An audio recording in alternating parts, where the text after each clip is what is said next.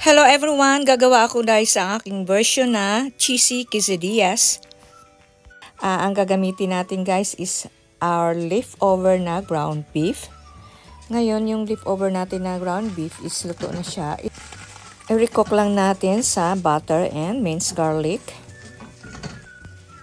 Simple lang itong version ko guys.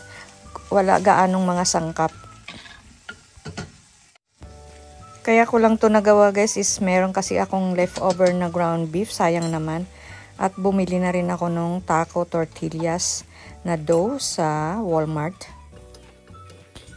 Bali itong leftover natin na ground beef is may mga sangkap na siya. Kaya bali iinit lang natin, i-recook lang natin sa minced garlic at saka butter.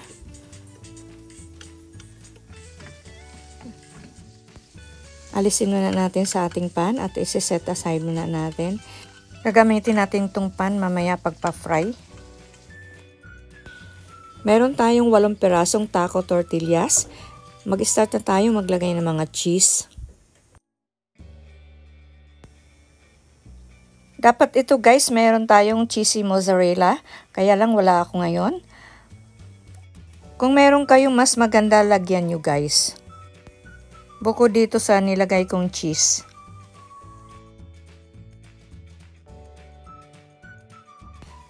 At ilagay na natin yung ating ground beef. I-eksakto lang natin dito sa ating tortillas na dough na magkasya siya. Mini taco tortillas pala guys yung aking nabili na dough. Kung pwede naman guys yung malaki ang gagamitin nyo.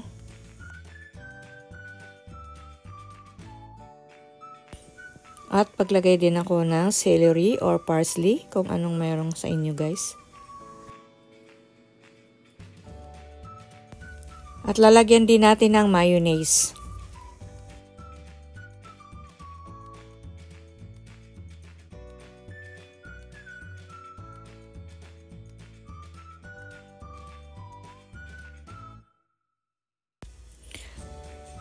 Now takpan natin yung kabilang side.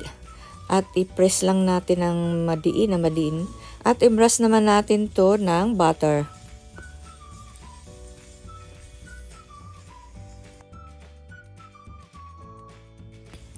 Itong pan pala pinainit ko na at talagyan din natin, i-brush din natin ng butter.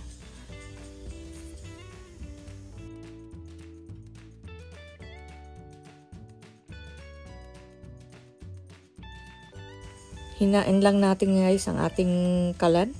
Huwag masyadong malakas. Inalo medium heat lang. Balibalik ta rin lang natin kabilaan para hindi siya masunog.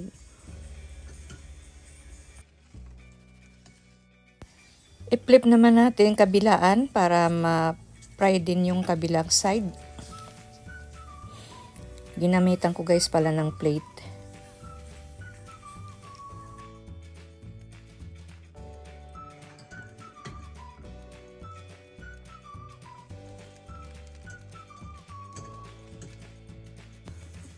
Ulit-ulitin lang natin pag-fry yung 4 na set ng ating cheesy quesadillas.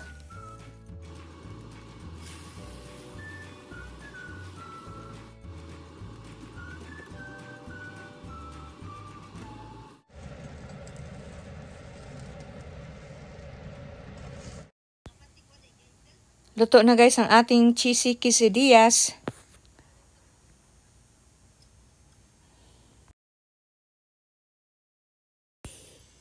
Slice naman natin para matikman natin.